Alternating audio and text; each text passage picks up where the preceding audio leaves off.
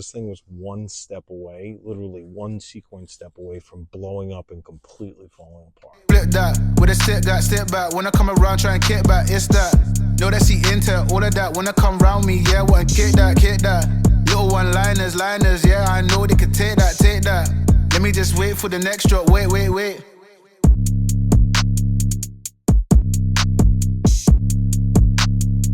185 West Englewood, stop because another project's coming to town, and this one's on West Englewood's corridor, and I'm getting yelled at by my Tesla. So there's a lot of big projects in Hackensack. The old Sears got torn down, and a dozen other ones all across here. A bunch of sexy ones, 100, 200 plus unit projects, all institutional type capital coming into play. What does that mean? It means they believe in the area. It means that they want to see this thing grow because they believe in 5 and 10 years it's going to be that much better. So when you see these big buildings coming in, guys, this means a lot of good stuff. People could hate them, people could whatever, but it means for the community and our economy is the one that has to grow. It's how all of us can continue to pay everything every month, work for people, make more money, pay the grocery bill. If you can understand these little small concepts and use them to your advantage throughout the towns, and know some towns allow a lot more development, some towns allow a lot less, but all of them have to allow development. Otherwise, you're going to get stuck in the Stone Ages, and the United States American way is not that. Our way is advancing through innovation, technology, and freaking hard work, man. That's what we're out here doing, Robbie. Nobody else is doing this on Saturdays besides limited amount of people that want to get ahead, want to bring stuff to the communities, want to make a difference, want to actually make an impact. Say somebody did something really positive in their life. There's us out here.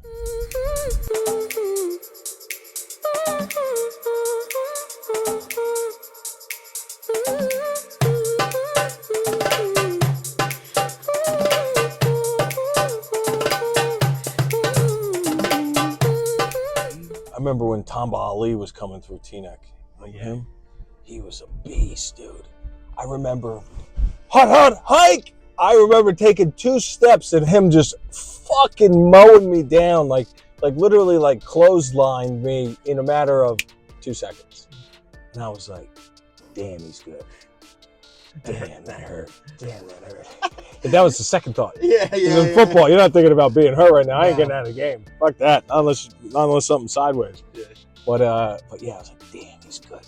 Fuck, that hurt. Honestly, I thought about the next play. I was like, I don't know if I want to do this.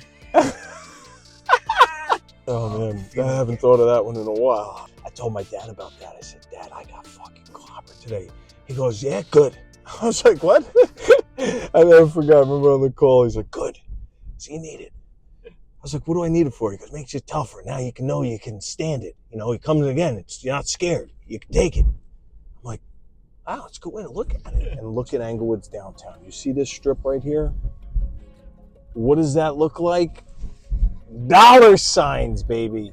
Because whenever you have density like this and attraction throughout, every bit of the apartments that are local and coming right now, do new constructions, renovated, etc., are going to be at premiums. And what does that mean for developers? It means great numbers. And for the community, it means it's an advancing community.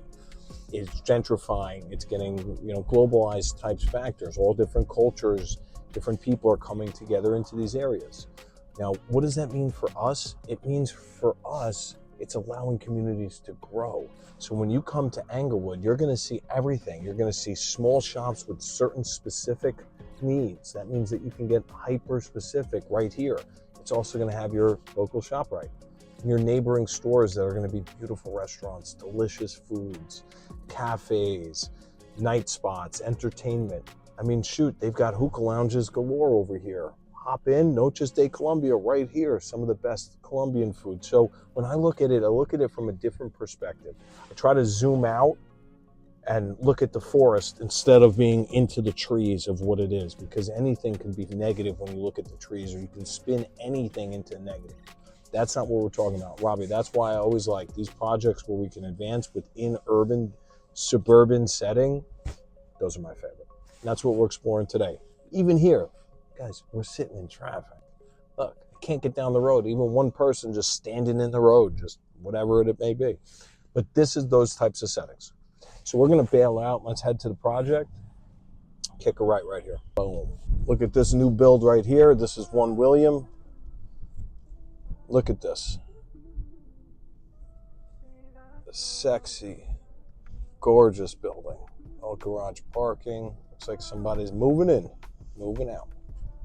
Sick building. Traded for a monster cap rate at a sub 5% cap rate, which any developer knows that's an awesome sale. That was when the debt rates were much lower. Why is that an awesome sale?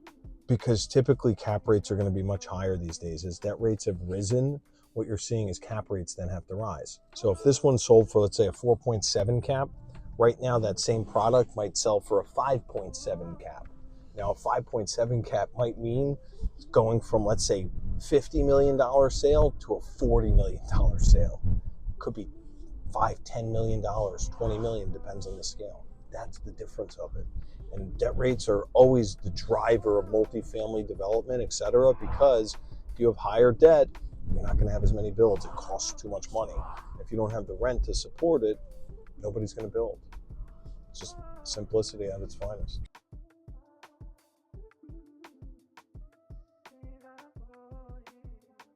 Cap rate is the yield that you receive. What is yield? It means how much money am I making on the money I put in?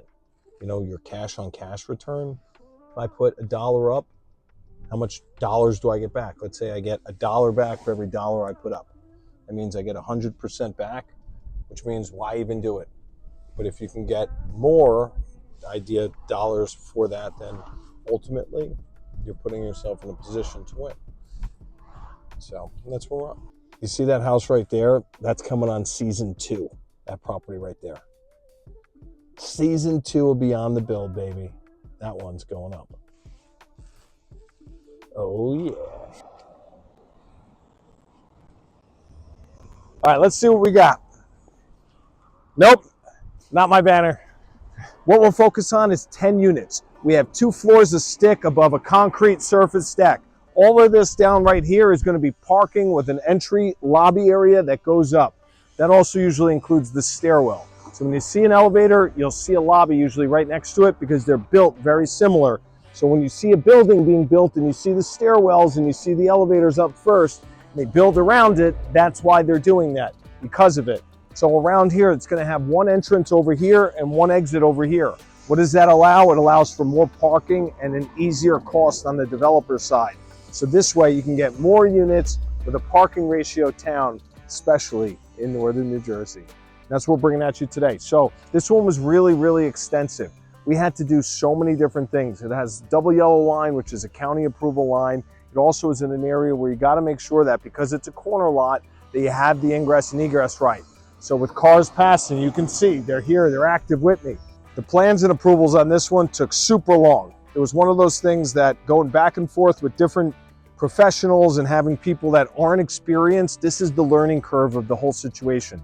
So don't put yourself in a position where you don't have the professionals local, the ones that know the town boards, that have been there before and done it, because without it, and saying my cousin, saying my friend, if they're out of state and all of this, it adds to complexity and ultimately time, money, and reality is bad investment. So if you can do these things in maximum speed, the cost of the money means how much. If I take $100 back, I can put that into another vehicle and make another $20 next year versus having it wait. Cost me money. Every month you got to pay out more money for these sites. So do them quicker. Make sure that you hire somebody that's understanding of what these land developments are like. And that's us. Me with ERG and Trellia, we're turning dirt to dollars and maximizing values for you as a homeowner all throughout northern New Jersey. And if anybody knows, we focus on $1 to $10 million helping owners maximize their property values. That's what we did here. And that's what we're going to keep doing, especially if you hire us more. When we go to season 2, you're going to see more macro level sites. What they focus on is finished lots. Those finished lots are going to be something where you see you have to remove all the trees and you've got to get everything from the site clearing of the roadway, the former concrete, the retaining walls, all of that.